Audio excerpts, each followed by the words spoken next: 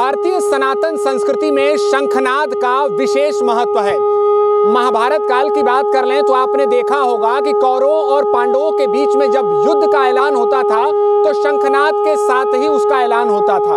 हमारे साथ राम जन्म योगी जी जुड़े हैं, जिनके पास क्षमता है कि तकरीबन आधे घंटे तक वह शंखनाद कर सकते हैं।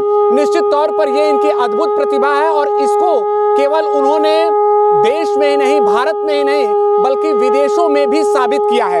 चलिए हम राम जन्म योगी जी से ही बात करेंगे और तकरीबन 15 से 20 सेकंड का वक्त हो चुका है।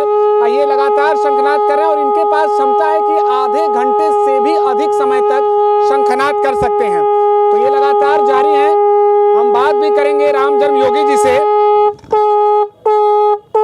हर हर महादेव। देखिए, आप से अभी हमारी बात हो रही है, आप शंखनाद शुरू भी कर चुके हैं, इसके बारे में जरा बताइए। भारतीय सनातन संस्कृति की बात कर ली जाए तो इसका क्या महत्व है शंखनाद का? भारत में शंख का महत्व इतना है कि शंख से देवताओं को जगाया जाता है, शंख से देवताओं को सुलाया जाता है।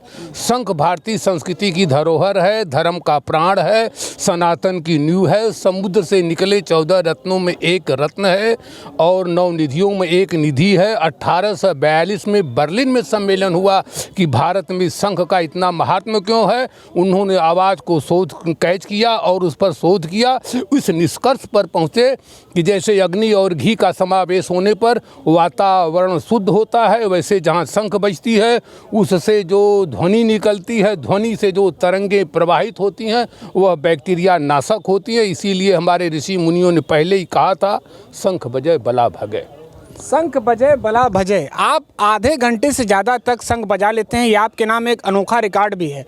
प्रत्यक्ष रूप से कई लोगों ने इसको देखा भी है। ये क्षमता कैसे है? तकरीबन 30 सेकंड 40 सेकंड की बात करिए आमतौर पर हो सकता है, लेकिन आधा घंटा बहुत। ये गॉड गिफ्ट है। कुदरत जब प्रसन्न होती है तो गला, कला, सुंदरता, इसका परमिट ऊपर से बनता है। ये भगवान महादेव और गंगा मैया की कृपा है, आप लोगों का आशीर्वाद है, जिसके बदौलत इस शंख के कला को मैं अपने देश से ही नहीं विदेशों में सेवा देने का काम करता हूँ। सबसे अधिक बार, सबसे अधिक समय तक आपने कहाँ पर शंख बजाया? सच में आधे घंटे तक लोग बजवाए। आज तक चैनल ने लिया 15 मिनट तक। किसी चैनल का जिक्र नहीं करना चाहूँगा। एक विषय ये है कि आप शंखनाद जो करते हैं उसके लिए क्या कुछ रियाज भी करना पड़ता है? आपका बात कर लें तो क्या स्वास्थ्य संबंधी योग प्राणायाम भी? हाँ, योग प्राणायाम भी इसमें होती है। शंख बजाने से हृदय का जो फेफड़ा होता है, लेंस जो होता है, उसका व्यायाम होता है।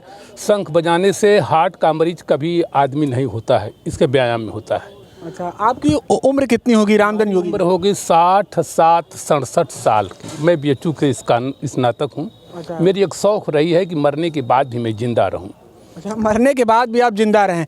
एक अंतिम सवाल यह है कि हमारे सनातन संस्कृति में, चाहे बात कर लें महाभारत काल की या फिर इसके अलावा मर्यादा पुरुषोत्तम भगवान श्री राम जी के जन्म की भी हम बात कर रहे हैं, तो अनेक समयों में शंखनाद उसका विशेष महत्व रहा है। उसके बारे में हम जानना चाहेंगे। आप अभी बता भी रहे थे कि शंख हमारी भारतीय संस्कृति की धरोहर होने के नाते, धर्म का प्राण होने के नाते देवताओं को जगाया जाता है, देवताओं को सुलाया जाता है, देवताओं का आवाहन होता है और शंख विजय का परिचायक है।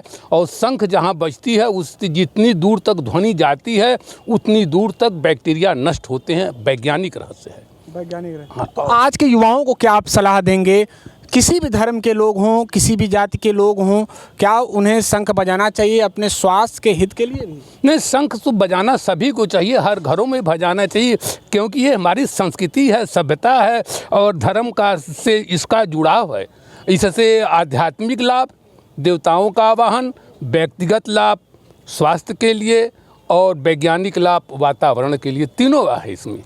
तो ये थे हमारे साथ राम जन्म योगी जी, जिनके पास क्षमता है कि तकरीबन आधे घंटे से अधिक समय तक ये शंखनाद कर सकते हैं। ABP लाइव के लिए निशांत चतुर्वेदी, वाराणसी।